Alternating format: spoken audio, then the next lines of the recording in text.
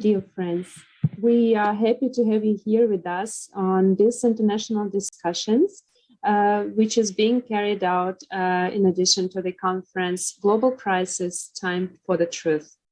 It was truly a historical event, and on the 4th of December, people from all over the globe, millions of people, united and witnesses for the first time such a huge event that uncovered unprecedented topics and discussed it on the international level. So it is a conference, Global Crisis, Time for the Truth.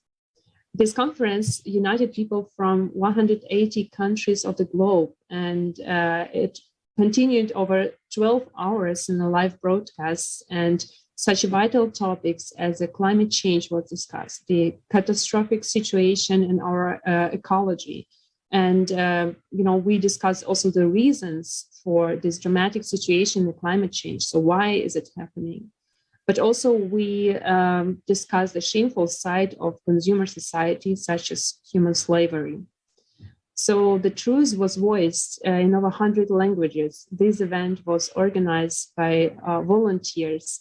And we have today also participants of this conference who managed to organize it. And we are happy to discuss the topics of this event today with you together. So, thank you for joining us today. Hello, dear viewers. As usually, we continue uncovering the topics raised during the conference, as well as sharing our impressions of this significant event. Please let me introduce our guests. Dr. Sara Umar from Pakistan, Associate Professor of Arts Department of Graphic Design at University College of Arts and Design, as well as Doctor of Philosophy at University of the Punjab. Ms. Benjapon Pana from Thailand, a freelance Thai tutor at Learn Thai with Ben and Managing Director at Training and Education Service Thailand Co. Limited. Christine Sousa from United States of America, President of the Armenian International Women's Association in San Francisco. Welcome, dear guests, and it's a pleasure to have you here with us today. Hello, friends. Yes, we would like to talk to you today on such a topic that indeed is an everyone concern. This is the topic of climate refugees.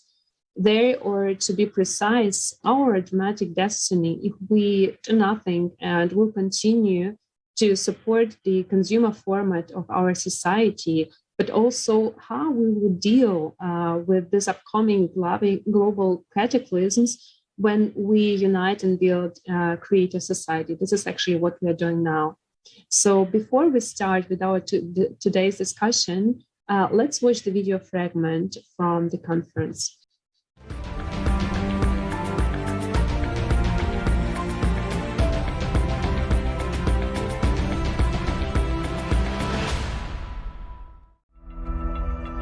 Why is there such inhuman treatment of people? I was thinking about it and decided to figure it out. You will never spend a month without being attacked with a xenophobic attack, because they say as a foreigners we are stealing their work. I've lost that hope of being in the great society. I don't know, I've lost that hope because seeing the way that people are being killed, seeing the way that people are being shot in my eyes. A child can be sold many times.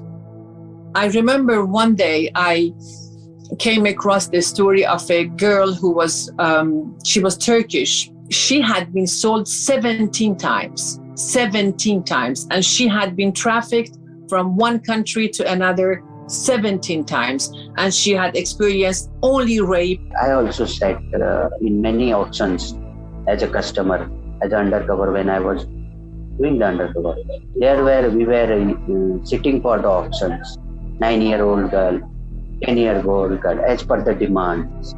So the trade called the first time sex. Whenever the auctions will happen, new girls arrive in the trade, so they put the auctions. So who will bid the last demand, the money, that person only will use that victim full night for his choice. The business that is made of spare parts, the human spare parts. How many children have been transferred from one place to another and then being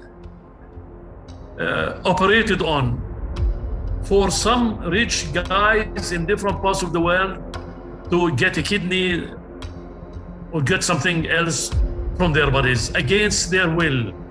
Black market, traffickers, mafia is part of this economy that is ruling the world. So what else I can say? That I only see that the other possibility is to spend money instead of constructing walls like we are doing in Europe. In our society, human life has no value. How is it possible that instead of help, people encounter violence, aggression, abuse, and slavery?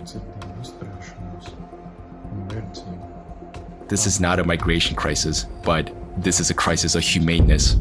People, by looking at the existing legal frame, will not ever be entitled asking for protection. Because you will ask them which country you're coming from, they will say there's no country.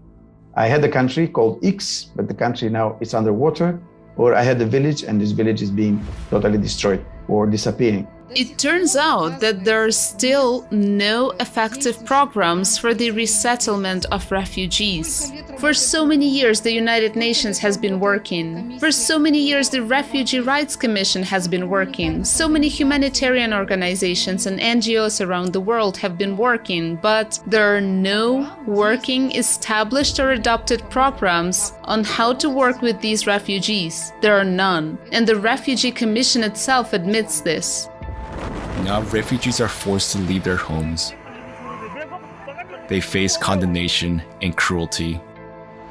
They are left alone with their misfortune because of the consumerist format of society. Tomorrow's climate catastrophes could be upon us as well. Answer yourself honestly. Are you ready to face what refugees face?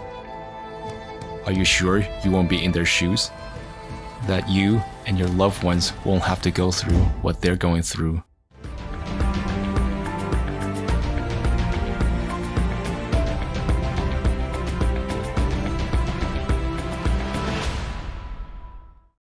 Yes, these are indeed shocking facts. This is the reality of already many people. And we will come back to the topic of climate refugees today. But I would like to start with a discussion to hear your impressions of this truly historic event. Dr. Uma, I would like to ask you first.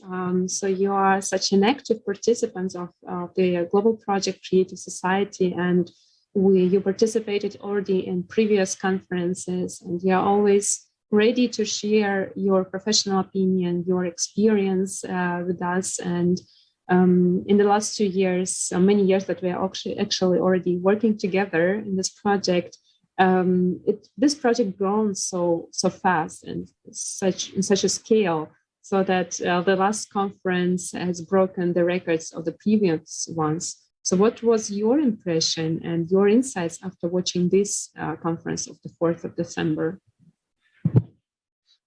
Thank you. All the questions that were raised in this conference in their own means are very shocking to all of us. And unfortunately, we live in a world today where we are facing this injustice towards humanity. Because I am associated with religions and I've read almost all the ancient religions of the world.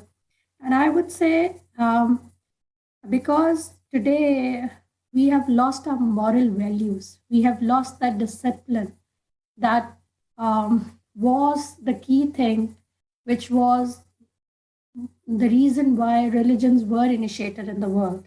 It was only after we see religions being initiated in the world when we see that man started living a community life. He understood for the first time that if he's living in a community, he is dependent on others. And when you're dependent on others, then you learn to live together. If you pick each and every religion of the world, there are two paths. One is that you believe in something, and the other, more important, is the right that you should give to each and every human being. And today, unfortunately, we see what we see today is that we have lost the binding force of understanding that how important the religion is for us, because it disciplines you. It tells you that what, like for instance, I would like to quote saying of Prophet Muhammad, that you should like, and likewise you will find several in Christianity, in Judaism, and Buddhism, you have to think about the other person like you think about yourself. You have to think about the child of another person like you think about your children. You would like what you like for yourself as a gift, you would like the other person to give you, you should give that thing to the other person. And if we today just understand, all humans of the world, just understand this basic principle, I think all these problems, whether it is human trafficking, whether it is refugee problem, whether it is you're raping children, innocent children, all these will stop. This is a basic understanding what we need to do. I would say this conference was excellent in the sense because sometimes you have, in order to mobilize the masses, you have to reach out to the people. And I think this platform is one such platform that is making an effort to reach out to the people. Because there is another saying that I would say of Prophet Muhammad. He once said that if there is some injustice been going on in the world, you try to stop it first with your hands. If you can't do it with your hands, then you try to stop it with your tongue. If you can't stop it with your tongue, at least, which is the least, you say the least of faith, that at least you consider it that in your heart. That is the lowest level of faith. And today, unfortunately, many of us are involved in such cases. We humans are involved in such cases. So this is what we have come to. And I think this is an excellent platform to just let the people know, and just to shake people up. It's wake up before it's too late. Because I read someone once, and that person said, the only thing that differentiates humans from other species in the world is your compassion that we have. And if there is no compassion, then there is no humanity. And today, several of us have lost that compassion for others. And this is what we need to tell the world, to wake up before it's too late.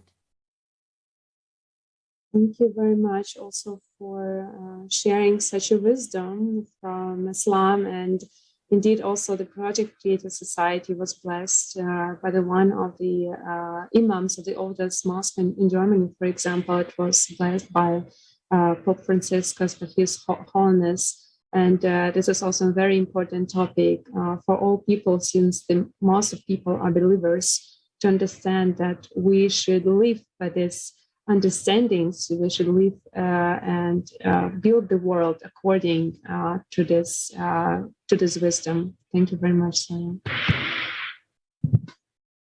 Definitely, thank you, Sarah. And now I have a question for Ms. Pana. Ms. Pana, you took an active part in the conference Global Crisis Time for the Truth as a simultaneous interpreter from English to Thai language, so that many people who speak Thai could watch this unprecedented conference in their native language. Could you please share what encouraged you to participate and what are your impressions of the conference? Of course. First of all, I would like to thank you very much for you all to ask me to join this conference as well. With my personal impress with this conference, it was my first time, and I feel like the things that you have been doing, you gather people all around the world just to realize the problem that happen in our society and try to voice this problem to people to realize that what was going on, what happened. It's amazing. So it's the truth that people need to realize what's going on in our society. And it gave me the opportunity to do something that I've been wanted to do, like simultaneous translator, and meet a lot of people from around the world. Yes, and I would be happy that to help out this project and distribute the information so that more Thai people can join into this project as well. Thank you very much also for being with us today. We have also, despite the whole time difference we have today, so you and Dr. Sarah have such a already deep, late evening, and thank you that you found time to participate today. And the conference on 4th of December, it took place over 12 hours. So the live broadcast continued so long, and there was so many informations from different specialists and such a vital information. So as you said, the truth was voiced on the whole world. So I would like to ask also Christine, thank you that you joined us today as well. Could you share what part or what information moved you the most? I thought the conference was absolutely spectacular, and the breadth and wealth of topics that were covered, and the fact that the organizers were attentive enough to have it translated in so many languages to bring the global community together to think about and spark conversation on topics that are critical for our, livelihood as a human species, all sharing one planet, one universe, one cosmos. But frankly, and unfortunately, these are topics that we don't typically discuss. So, the fact that it spanned 12 hours, the fact that you had more people watching than you had before is just a testament to the fact that people crave having these conversations that are more wholesome, both to be educated and learn, but, to take action, because these aren't topics that we can ignore. These aren't topics that can continue to live within a think tank or academia or published in esoteric, publications that aren't disseminated broadly, but these are topics that fundamentally impact everyone, every single human being, every single animal. If you live and breathe on this planet, then these topics impact you and your family and your friends. So I'm so grateful to have been invited to participate, and just incredibly proud of everyone who's taken the time to participate and put together such a important mosaic of topics. So thank you for that. Thank you, too, Christine. And we're continuing discussing the topics of this conference. So practically it didn't end. It's continuing with these discussions. Because there was so much information. And, one of the topics related to the first foundation of creative society, which is the value of human life. So this is very important today to raise this question, because unfortunately what we see that the human life has no value, because it looks like the wallet have more priority than the human life today.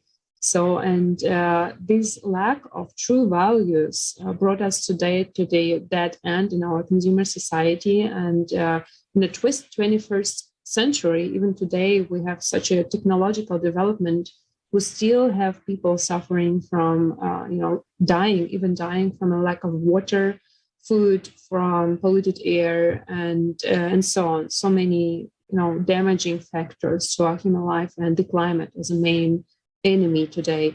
So we have also human trafficking that exists today. So Dr. Sarah Uma, I would like to address this question to you. So what is your opinion? Why is it happening?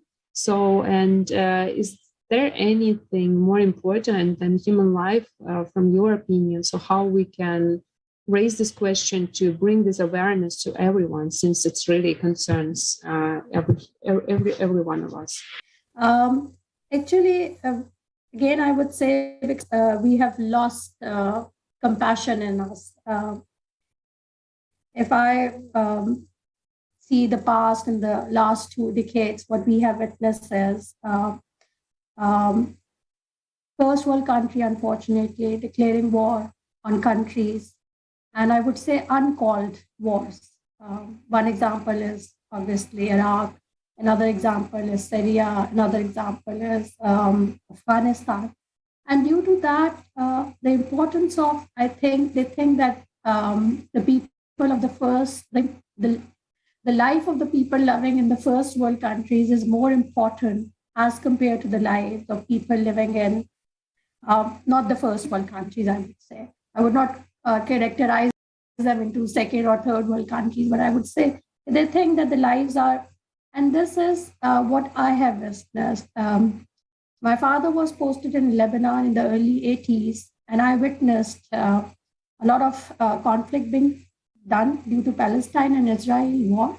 And due to that, obviously, sometimes the Muslims, I remember once they hijacked an American plane, and against 10 Americans, they asked for 100 prisoners that they had taken. So, Yani, you can just compare that one American life was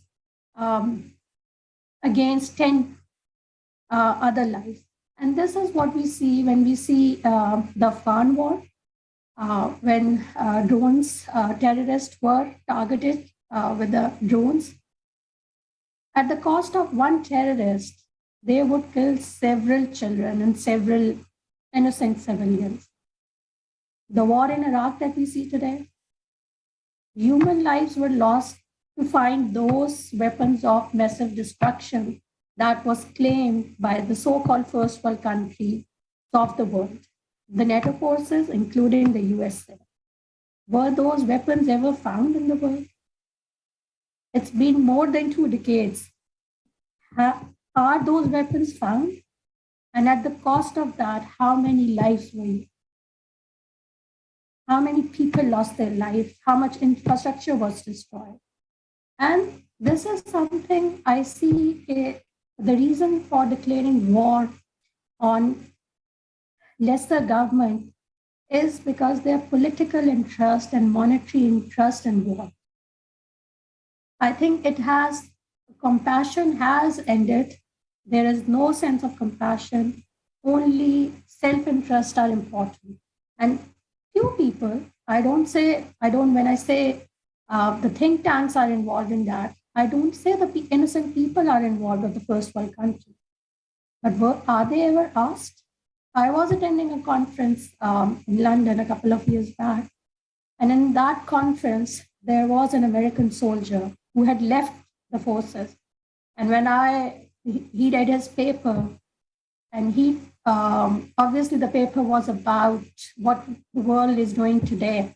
And he said, I was posted in Afghanistan, and when I saw that against one terrorist, you're killing several human lives, it was a lot of pressure on my conscience. And I could not. I left the army due to that. I left the forces due to that. And I have chosen myself to become a civilian. And he was not just one person. There's several persons. Any human being with compassion cannot take the life of another human being without feeling guilty. But unfortunately, what we see today is nations and lives being taken, and there is no sense of remorse. Tony Blair, after the Iraq war, apologized as a sitting prime minister. But did the other nations that were involved in the war, when weapons of mass destruction were not found, did we see them apologizing to the Iraqi people? No, we did not. Because I think there is no compassion today. And another important factor is media is manipulated. That is why I like the platform of Creative Society. At least it is trying to make a difference. because today the media is not playing a positive role. Had the media been playing a positive role, I think we would not have faced the consequences, whether it is related to loss of human life, whether it is related to rapes, whether it is related to human trafficking.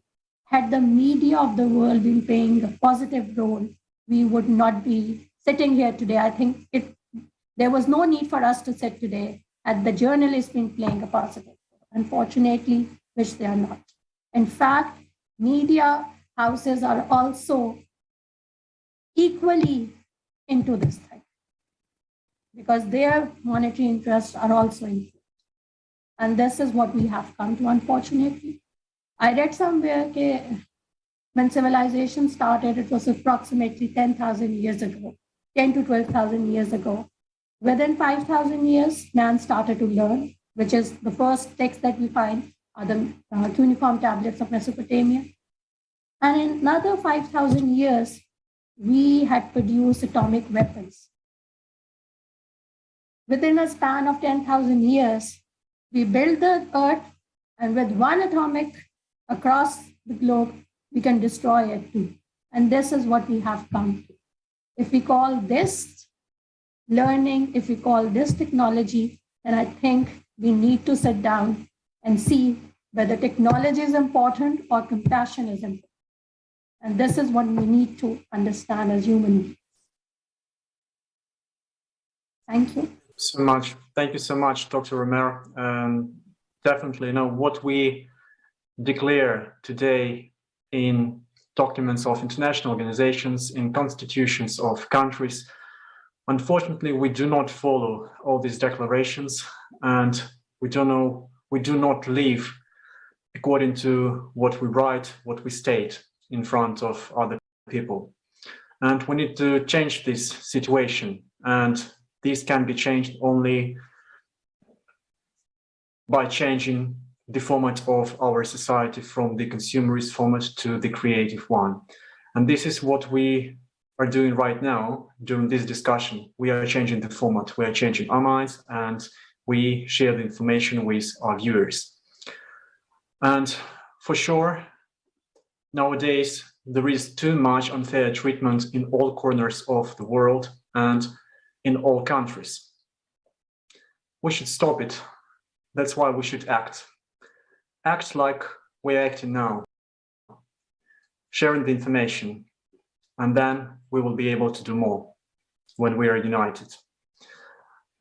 We should unite in front of our single enemy today. This enemy is climate. And the climate is one for all, irrespective of who we are and what positions we take. It doesn't matter whether we are poor or rich, whether we are powerless or powerful, there is no getting away from the climate today. Our orders can stop climate, and our money can stop it as well. Nothing but our unity can stop it. We hear so many forecasts today, and they say that we have decades, we have even centuries, but just looking out the window, we see that we haven't got that much time. We don't even have 10 years. And it is very important to find a solution to the climate threat as soon as possible. Already today, we have too many climate refugees who are in fact the most rightless group of people, and there is no even such status as climate refugee today. I have a question to you, Ms. Panan. What do you think? Could anything be more important than survival when we all are on the edge? What should we focus all our attention on today so that we have the future at all?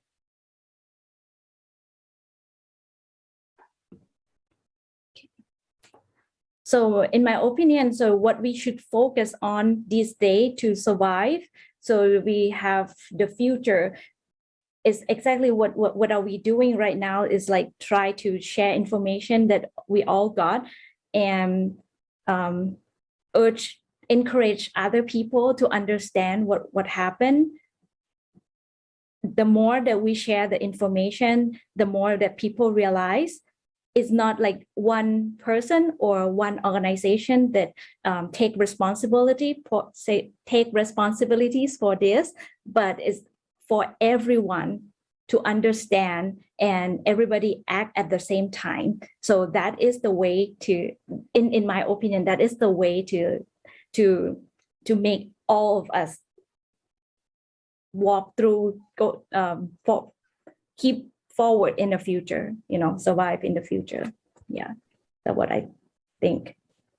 Thank you very much. It was actually also my next question, since so many people all over the world understand that we need to do something, so that the problem of the climate crisis is so urgent.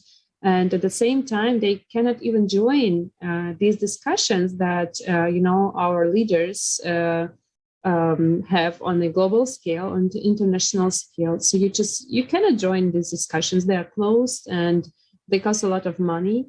And there is a question, but what was decided? Does it put us any forward? Why is the climate situation getting even worse? So we see that it's not effective.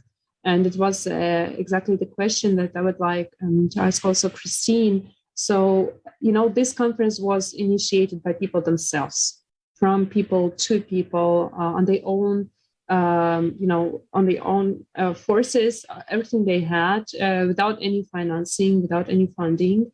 So how important is this social active position today of each of us? And what do you think should be done by everyone in order to understand that we will not manage to go through this crisis without, being everyone active in informational stage of creative society?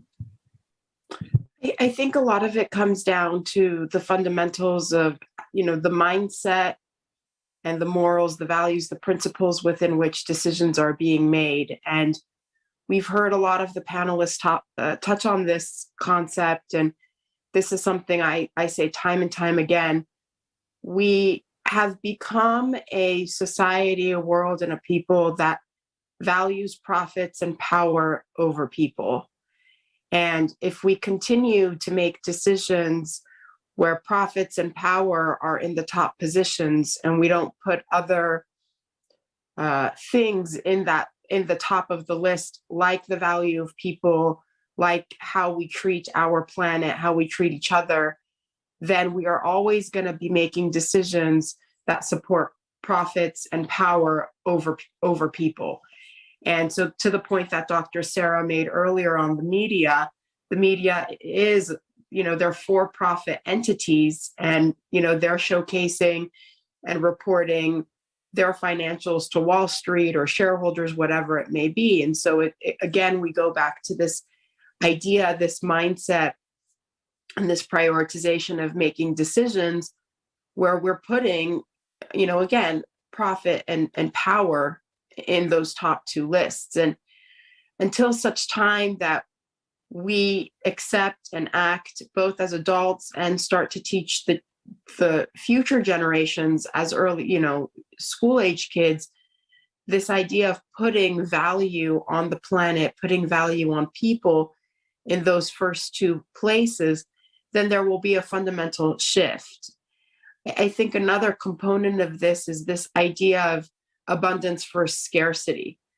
We tend to have this approach that the world is scarce, that there isn't abundance, that there isn't ample water or opportunities or schooling, financial stability for everyone. And the reality is we live in a universe and a cosmos of abundance. And so I think if we can shift those two mindsets that we approach things, again, placing priority on people and the planet, coming from a place of abundance instead of a place of scarcity, I think we'll see a fundamental blooming of more beautiful humanity where, we're not having displaced people all over the world. We're not fighting for wars. We're not looking for weapons of mass destruction, and we're approaching the way we make decisions from a fundamentally different set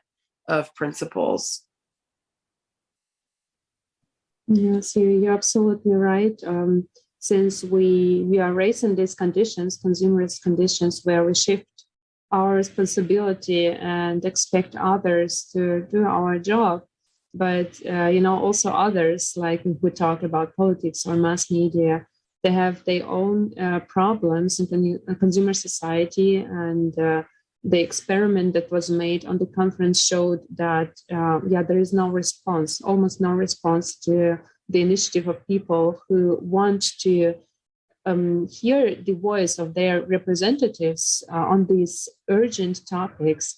And at the same time, this conference showed how many people, amazing people, and including you, joining us today in this discussion, who really understand how much everyone can make a difference. And we will also ask you later about it. What can everyone do in order to contribute to this project, to this initiative that can really change a lot? Thank you. Yeah, and we should hurry up because the time passes too quickly. And every day after the conference, climate events occur that claim large numbers of lives and leave people homeless and without means of livelihood. People who used to live in relative stability, safety, who were making plans for the future and who were preparing for Christmas are now vulnerable to the elements in the United States. And this shows once again that no country in the world is prepared for what is already happening, with more and more people forced to flee because of climate change. And after all, only by understanding the true causes of what is happening right now on the planet, we'll be able to find the best solution. And this solution, which will require for all humanity to survive. Basically, we need to unite all our scientific potential. And I have a question for Dr. Umar. Dr. Umar, please, could you tell us your opinion on how we can reach the hearts of everyone? How can we spread this information to everyone so that everyone hears it? Even, those who do not take seriously the fact that tomorrow this trouble will affect them if we do nothing today.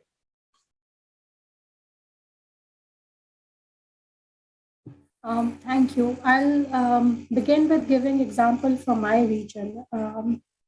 It's been 70 years that the Kashmir issue is unresolved between Pakistan and India, although the UNO in 1948 passed a resolution that the right should be given to the Kashmiri people. Last year, when Kashmir was shut down, and even today it is shut down since last year, a war could have been instigated between Pakistan and India. And both are atomic powers. So when I was reading the logical effects of the climatic change, if a nuclear war was instigated between these two countries, how the world will be affected. Initially, obviously, this region will be affected, but later on, what will happen? South Asia produces 1/3 of the world food. We export it to the rest of the world. So this would be saying no to 1/3 of the food that has been produced. Then, due to if, God forbid, there's an atomic war, obviously the consequences would be that the region would be covered with smoke. And that smoke, due to that, sunlight would not be able to come. And there would be no growth. And there would be no life. Whether it is related to vegetation or humans, everyone will suffer. And then that smoke will just not remain on South Asia, but it would eventually travel to the rest of the world. And this is what the geologists say, that we will be nearing, if an atomic war is instigated in any part of the world, we will be nearing another ice age. And how many of us will be able to survive in that ice age? So climate is a issue that obviously whenever war or unnecessary things are declared in the world, it will have devastating effects that we as humans will not be able to stop. What we can do today is that we can check our actions, because our actions will affect our later generations. And as individuals, we need to teach each and every one that each one of us has to play a role in order for a peaceful world that would mean not only peace for humans to live, but peace for the environment as well. Because I am sitting today in Lahore, and the air quality of Lahore is one of the worst in the world today. And due to that, several people are dying. We as individuals can instigate the media to carry out campaigns that can tell humans how, in our own individual capacity, each one of us can play our part in it. Like cutting down on using private cars, using public transport, and where there is not required, shutting down factories in residential areas, because this climate is affecting all of us. This is taking us towards not only a premature ice age, but it is also, unfortunately, killing several of us.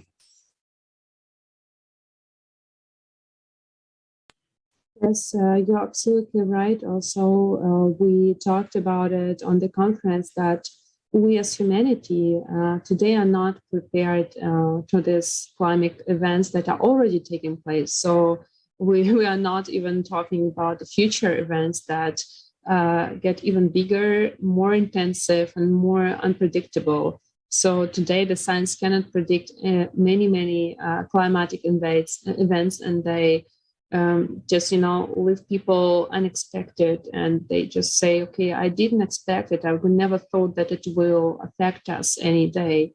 And the following factors, like today's consumer format, where we have human trafficking, slavery, and unsolved issue of climate refugees. So it will be our concern in the next years, but actually we as humanity are concerned what is happening in our home today. And the question is how the situation will change if we implement the 8 foundations of creative society, where the human life put first, where there are no private interests, but our interests, us as humans, to improve our lives, to put all the technical solutions to improve our living, to have the technical solutions for better living, for better education, for better healthcare, and so on. So, Christina, I'd like to ask you, so how do you think our future, also due to the climate crisis, will change if we indeed, when we indeed implement these 8 foundations of creative society? I mean, I think you said it right. When we prioritize people and we make decisions that benefit people in general, then the principles within which we're making decisions will differ, and will fundamentally start to pay more attention to things. I think right now, every once in a while you'll see a headline or a topic on what's happening on the planet, what's happening with the icebergs, different, warming, global warming, all these different sorts of things. And we hear them, but we don't place attention to it. We're not attentive to it. And it feels like it's something distant. It feels like it's something over there. It's not going to happen to me. We still have time, whatever it might be. So we go about our day, whether it's in our private cars, plastic bottles of water, throwing trash everywhere, going back to this idea of consumerism, where we need more, we want more, we need it now. And so I think if we fundamentally need to change the mindset to care about these things and to make space to learn about and talk about these topics that we don't usually discuss, and we don't recognize that we play a part in that. It's very easy you know, to not think that your specific or your personal actions are then a part of something so much bigger. And that's another part of it, is having this realization and accepting that we are something bigger than ourselves. Everything is connected. What happens in Europe affects what happens in Asia. What happens in Asia affects what happens in America. And what happens in Russia affects what's happening in Latin America. Those seem to be such big concepts. And if we can double click on that and recognize the individual impact that we have, if we, as we go into the holidays and meet with family and friends, if we have the courage to talk about those topics. You know, I've been to so many events where people have plastic plates, for example, plastic forkware, things are to go. And we just create so much trash, as an example. That goes back into the climate, then something happens, and then there's a catastrophe, people lose their homes.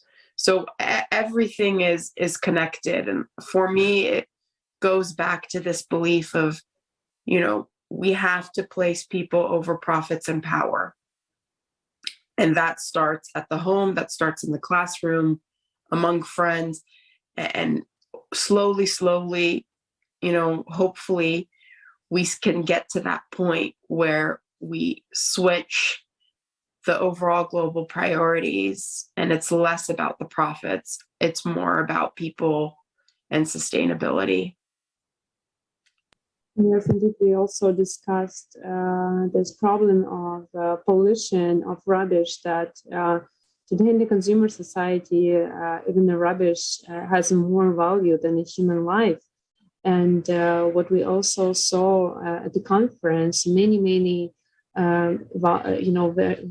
very important interviews with scientists, with biologists, with astrophysicians, and so many statistics showed that besides the ecology, there are also many factors that we cannot deal on this stage of our development, since such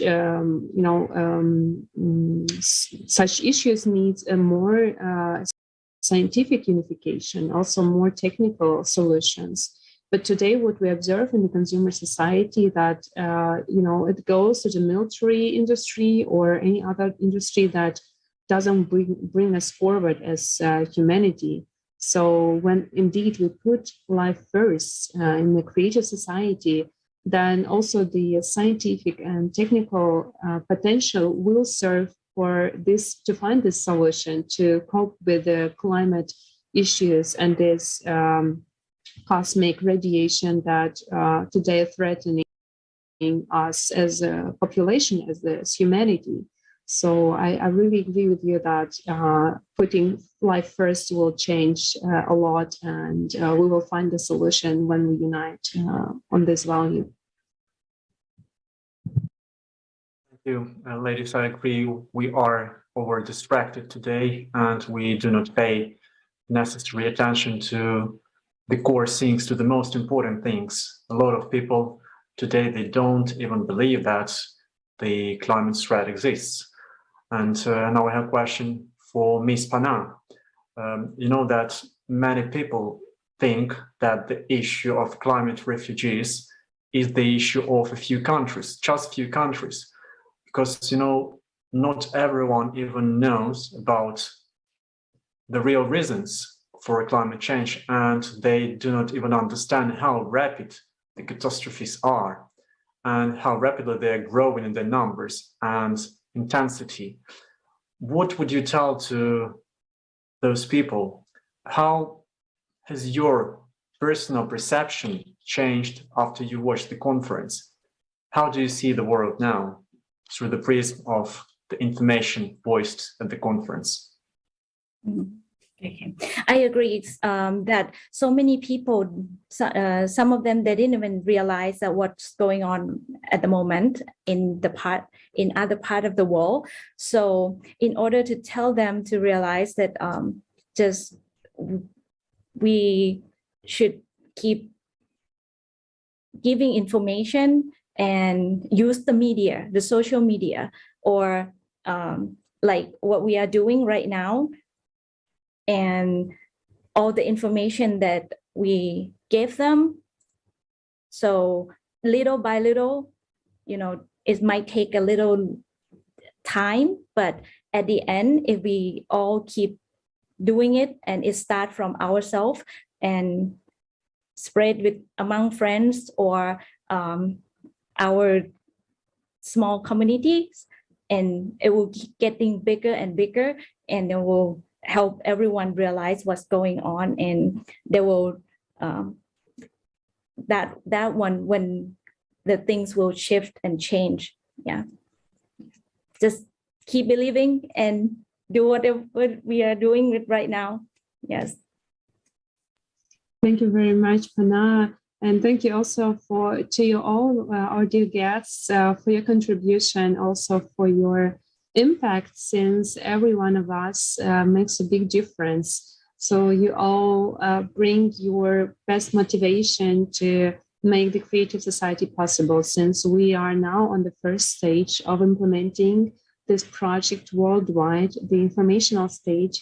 And these discussions, in addition to the global conference, Global Crisis Time for the Truth, it can be shared further with your friends, with your relatives, with your colleagues, so that everyone will see how important it is today for us, for everyone, to discuss these issues. So not only the problems, but also the solutions, which are in building the conditions for unification of our scientific, technological, and intellectual potential, which is only possible in creative society.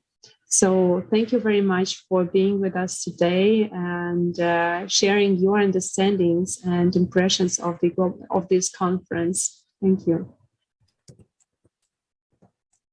Definitely, thank you so much.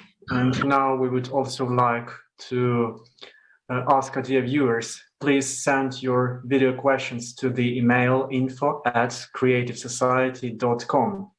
You can also ask your questions on its Instagram and Twitter pages of the Creative Society project, and we will insert your questions into common international discussions, and then we will discuss these topics together with our distinguished guests. This will be very interesting for us because we need to broaden the discussion. We need everyone to be involved in this discussion. Basically, we need the whole world to be involved into the discussion of our common future. Yes, thank you very much. And we are also here today, the international team from the USA, from Thailand, from Pakistan, Russia, Ukraine, Germany.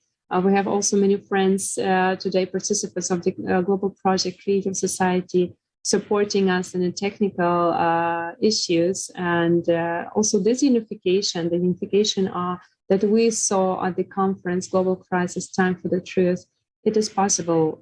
We see that we are not alone. So there are millions of people who think the same. So please share this information and join the project Creative Society, and see you soon at the next roundtable dedicated to the conference, Global Crisis, Time for the Truth. Thank you very much.